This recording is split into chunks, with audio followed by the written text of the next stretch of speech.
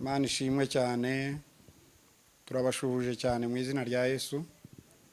Dushimiye Imana iduhaye akanya k'uyu mugoroba tugiye kuganira ku ijambo ry'Imana. Amazina yanjye nitwa Saruhara John, ndi umupasiteri nkorera mu itorero rya Miracle Center Nyagatare. Shimye Imana iduhaye amahirwe y'uyu mwanya yo kuvuga ku ijambo ryayo. Ndagira ngo rero mbere yuko tuvuga ibintu byinshi tubanze dusenge.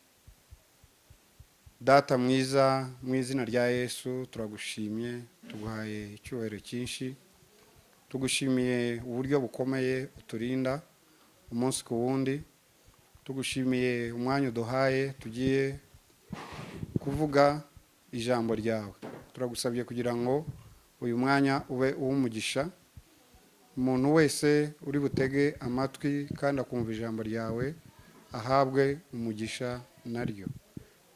Nkuko Bibiliya ivuga ngo nkuko imvura na shelegi bimanuka bivuye mu ijuru bigatosa ubutaka, ubutaka bukameza imbuto, imbuto zikaba zishobora guha umubibyi icyo kurya. Turagusabye kugira ngo rino jambo rimanuke rifate ku buzima bw'abantu bawe aho bari hose hirya no hino ku isi, bashobore guhabwa umugisha naryo. Urakoze kuko uri Imana y'amahoro, dusabye twizeye mu izina rya Yesu Kristo umucunguzi wacu, amen. Duhaye ikaze abantu bose, duhaye ikaze abari mu gihugu hirya no hino mu turere twose tw'igihugu cyacu, duhaye ikaze n'abari hirya y'igihugu cyacu bashobora kumva rino jambo no kutubona. Turabakiriye muri uyu mwanya wo kumva ijambo ry'Imana. Ndagira ngo musabe umukozi w'Imana Deus adusomere ijambo ry'Imana. Imana imuhe umugisha mwinshi. Reka dusome ijambo, Imana yo mu ijuru ibahereze umugisha. Turasoma umurongo wo muri Yesaya, ubuhanuzi bwa Yesaya igice cya 40 umurongo waho wa 27, 28, tugarukire ku murongo wa 29. Ijambo ry'Imana riravuga ngo, yewe Yakobo Isirayeli, ni iki gituma wiganyira ukavuga uti Uwiteka ntareba inzira zanjye, kandi ibyanjye Imana yanjye irabyirengagiza? Mbese ntiwari wabimenya? Ese nturabyumva? Imana ihoraho, Uwiteka umuremyi w'impera z'isi, ntirambirwa, ntiruha, ubwenge bwayo ntiburondoreka. Niha intege abarambiwe, kandi utibashije imwongeramo imbaraga. Amen. Iri jambo ni ijambo rifite umutwe uvuga ngo abategereza Uwiteka.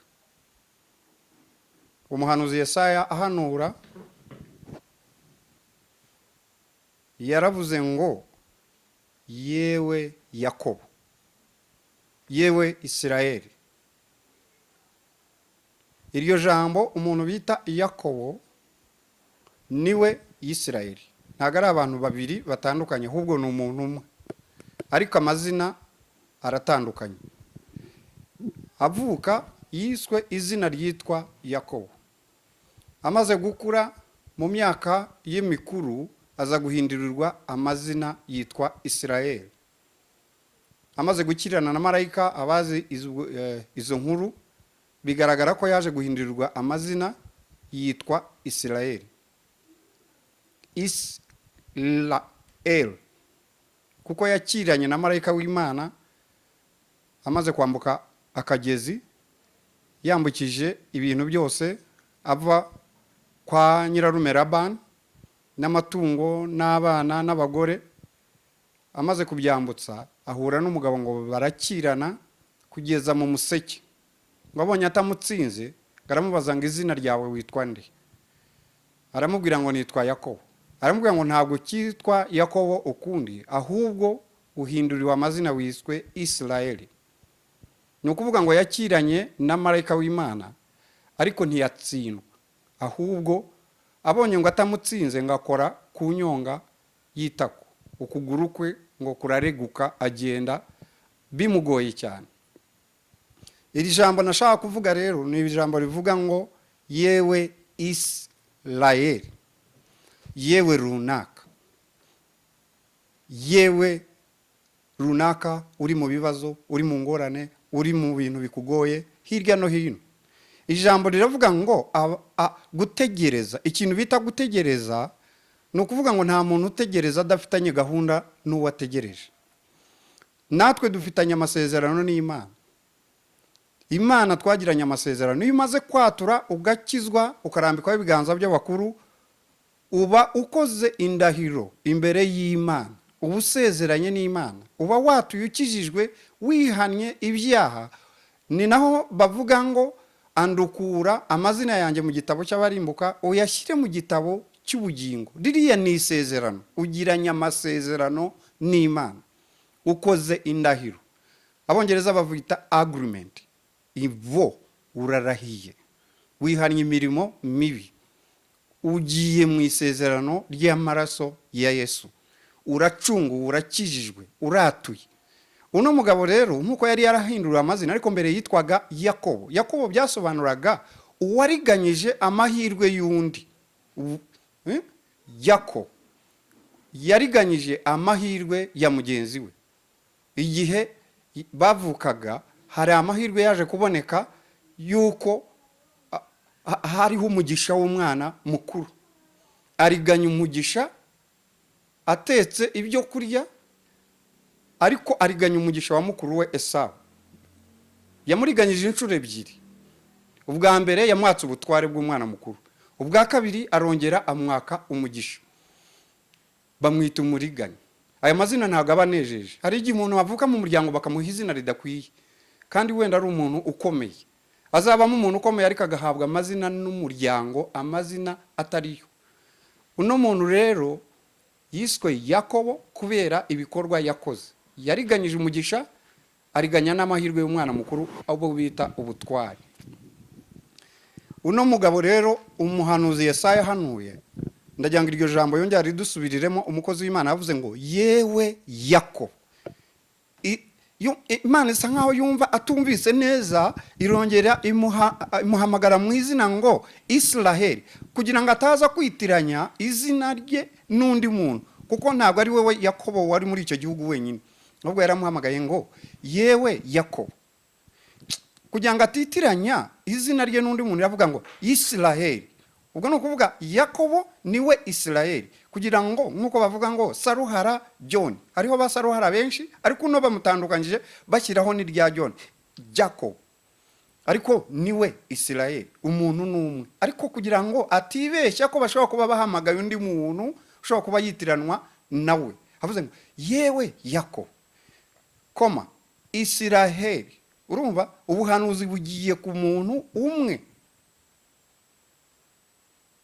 Hari ubwo Imana izishaka umuntu umwe, hari ubwo Imana ivugana n'umuntu umwe. Imana ikunze kuvugana n'umuntu ariko we nkawe. Imana ihamagara umuntu mu izina, Imana itoranya umuntu mu izina, Imana izana umuhamagaro ku muntu mu izina. Abategereza rero ikintu nashakaga kuvuga, utegereje, uno muntu utegereje Imana ninde? Yitwa Yakobo, ariko ni nawe Isirayeli. Afite amazina abiri. Irya mbere ritarahinduka yitwaga Yakobo, rihinduwe yitwa Isirayeli. Uwakiranye na marayika ntiyashobora gutsindwa, ahubwo aratsinda. Bivuze umukristo guharanira ikintu kugeza ubwo agihawe, ko yagombaga guhabwa umugisha, yagombaga guhabwa umurage, yagombaga guhabwa amasezerano, ariko amasezerano yaruhiye, amasezerano yakiraniye, amasezerano yarwaniye. Hari ubwo umukristo usanga ari akakubwira Imana yamvuzeho ibi nibi, ubu Imana yarambwiye ngo izampa umugisha, akicara ntagire ikintu akora, agategereza wa mugisha, rimwe bigahendera atawubonye. Kubera iki? Umugisha barawurwanira, umugisha barawuharanira. Yakobo ntabwo yawubonye uje ku mbehe gusa, no, yarakirana na marayika bugeze ubwo bugiye gutandukana. Marayika abonye ko amasaha agiye kumufata, akora ngo ku mutsi wa Yakobo wo kwitako umutsi uradohoka, niko Bibiliya ivuga. Udohotse ngo agenda acumbagira. Ariko yari yakiranye. So bivuze iki? Umukristo wese kubanteza amatwi banyumva cyangwa banambona, bivuze ko agomba kurwanira umugisha we. Bivuze ko agomba kurwanira ubutware bwe.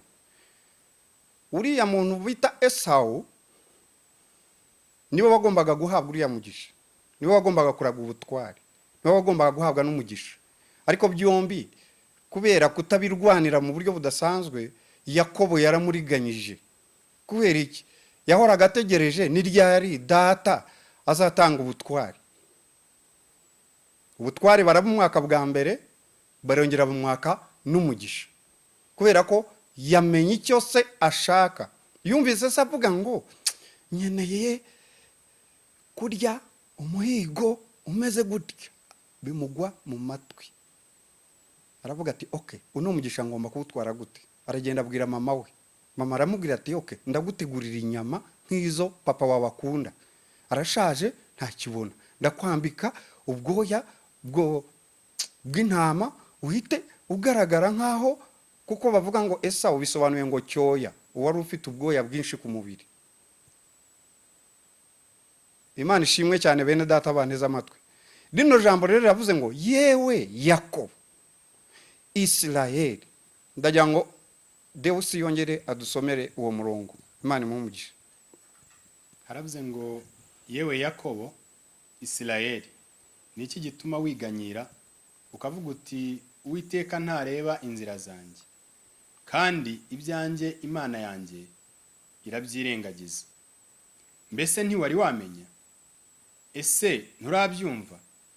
Imana ihoraho, Uwiteka umuremyi w'impera z'isi, ntirambirwa, ntiruha, ubwenge bwayo ntiburondoreka.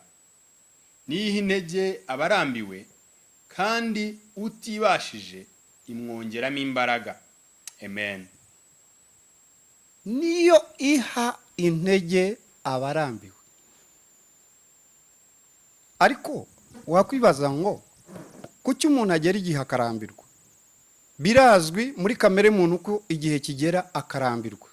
Hari ubwo umuntu asenga akarambirwa. Hari ubwo umuntu aririmba muri korari akarambirwa. Hari ubwo umuntu ategereza amasezerano akarambirwa. Hari ubwo umuntu ategereza Imana akavuga Imana yambwiye iki n'iki, akagera igihe akarambirwa. Ariko iyo umuntu yavuze ati yewe ibyiringiro byanjye biri mu Mana, agera igihe akavuga ati haza ibibi, haza ibyiza. Yobu niko yavuze. Umugore yageze igihe aramwihakana, atariko wakwihakanye n'Imana nawe ugapfa.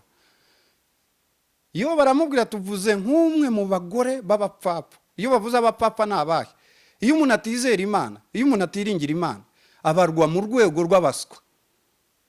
Mu Kinyarwanda ni ubupfapfa, ariko mu yindi mvugo ni ubuswa. Iyo umuntu adafite ibyiringiro mu Mana aba ari umuswa. Mumbabarire kuvuga iryo jambo, ariko niko biri. Kubera iki? Abiringira Imana, Bibiliya iravuga ngo bameze nk'umusozi Siyoni, ntabwo unyeganyega.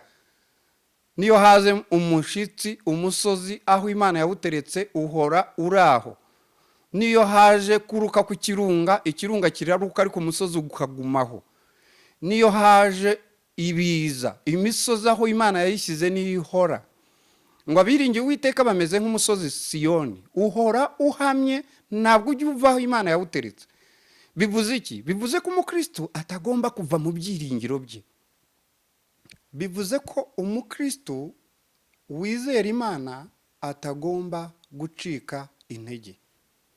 Haza ibigeragezo, haza ibisitaza, haza intambara, haza amakuba, haza indwara, haza ubukene, buri kigeragezo cyose, iyo wizeye Imana ukaba ufite ibyiringiro mu Mana, bivuze ko ugomba gutsinda. Nkuko Isiraheli yakiranye na marayika agatsinda, ntatsindwe. Bivuze ko marayika yari yaje gupima, ese Isiraheli uyu yizeye Imana, avuye kwa Labani yaramuriganyije, ese ubafite igihugu agiyemo azashobora guhagarara no kwizera? Aramugerageza, ariko barakirana agerageza kugira ngo arebe imbaraga ziri mu mitsi ya Yakobo. Abonye atamutsinze aravuga ati nkuhinduriye amazina wiswe Isirayeli, bivuga ngo wakiranye n'Imana na marayika gatsinda. Ndagira ngo rero basabe bakristo bavandimwe aho muri hose, mukirane n'ibihe, mukirane n'ubukene, mukirane n'indwara, mukirane n'ibigeragezo, ariko mutsinde, mwe gutsindwa. Mwe gutsindwa, kuko nta mukristo wizera Imana ushikamye ufite amasezerano n'Imana ujya utsindwa. Umukristo wese afite icyangombwa kimwemerera gutsinda, kuko Kristo twizera yaratsinze. Yakiranye n'urupfu, akirana na Satani mu butayu, aramugerageza ntiyatsindwa na rimwe. Ntabwo tugomba gutsinda rero kubera ko twizeye. Ndagira ngo ngane ku musozo nshimira Imana kubwira ijambo, kandi buri wese uryumvise aryakire rimuhesha umugisha. Reka dusenga Imana. Data, mu izina rya Yesu turagushimye kubw'ijambo ryawe tuganira uyu mugoroba. Turagusabye kugira ngo umuntu wese wumvira ijambo rimuheshe umugisha. Abarwayi bashobore gukira, ababoshye babohoke. Turirukana buri imbaraga z'umwijima n'imbaraga z'abadayimoni ku bantu aho baherereye hose. Amaraso ya Yesu Kristo menshi abatwikire. Imbabazi z'Umwuka Wera zibe ku buzima bwabo. Mwuka Wera ndagusabye, kuko niwe mufasha twahawe, gufasha buri muntu wese wumvise iri jambo, kugira ngo umubohoreho ingoyi iyo ari yo yose y'umubi, umuheshe umugisha, kandi abe umutsinzi no kurushaho. Tubisabye mu izina rya Yesu, amen. Imana ibahe umugisha cyane, mugire amahoro y'Imana.